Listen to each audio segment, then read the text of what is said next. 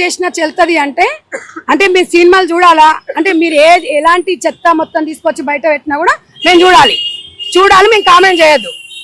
మేము కామెంట్ చేస్తే కేసులు పెడతారు. మరి ప్రజాస్వామ్యంలో మా ఆజాద్ గారు కూడా చెప్తారు, ఎందుకంటే లా అండ్ ఆర్డర్ తనకు బాగా తెలుసు. మేము ఇక్కడి నుంచి నేనేమనుకున్నా అంటే అనసూయను ఒక అక్క ఓ చెల్లె అనుకున్నా, చెప్తే ఇంటదేమో అని ఊరుకున్నా.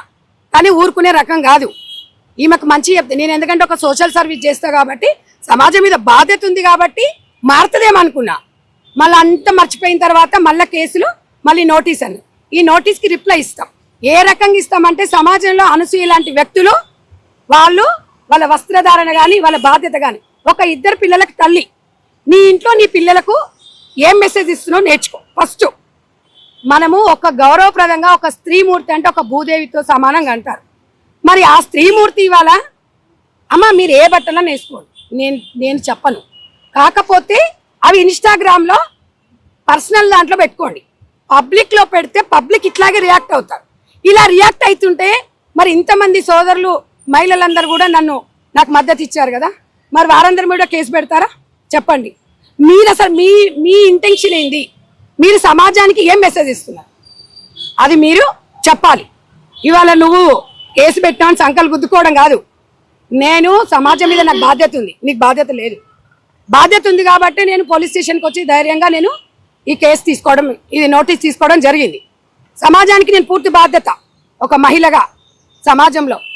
ఇవాళ మనము నిన్ను చూసి 10 మంది మంచిగా నేర్చుకోవాలి. వాస్తవానికి నా మీడియా సోదరులు కూడా వాళ్ళ మీద కూడా కేసులు పెట్టినాం.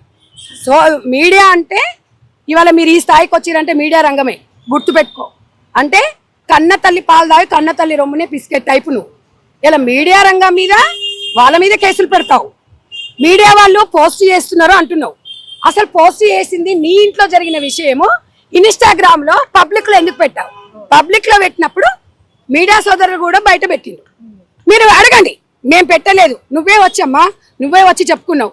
మా ఆయన ఇట్లా, నా కొడుకు ఇట్లా అంటున్నాడు, నేను ఇట్లా, నాకు స్వేచ్ఛ ఉందని నువ్వే చెప్పినావు తల్లి, మేమైతే చెప్పలేదు. నువ్వు చెప్పిన దానికే మేము రియాక్ట్ అయ్యాం. లేకపోతే మీ ఇంటికి వచ్చి చూడాల్సిన అవసరం లేదు. మీరు సమాజంలో స్వేచ్ఛగా ఉండాలి, కానీ సమాజం మీద బాధ్యత కూడా ఉండాలి. అది గుర్తుపెట్టుకో. స్వేచ్ఛ ఎక్కడుంటుంది? మగవారితో సమానంగా ఎదుగు, అది స్వేచ్ఛ అంటారు. సమాజంలో ఒక బాధ్యతగా మెలుగు, అది స్వేచ్ఛ అంటారు. కానీ గుడ్డ ముక్కల్లోనే స్వేచ్ఛ ఉందంటే నీ ఇంటి వరకు ఉండొచ్చు తల్లి. ఎందుకంటే 2 తెలుగు రాష్ట్రాల ప్రజలు మనం చూసినావు కదా, 99% సంధ్యక్కకి మద్దతు ఇచ్చిండ్రు అంటే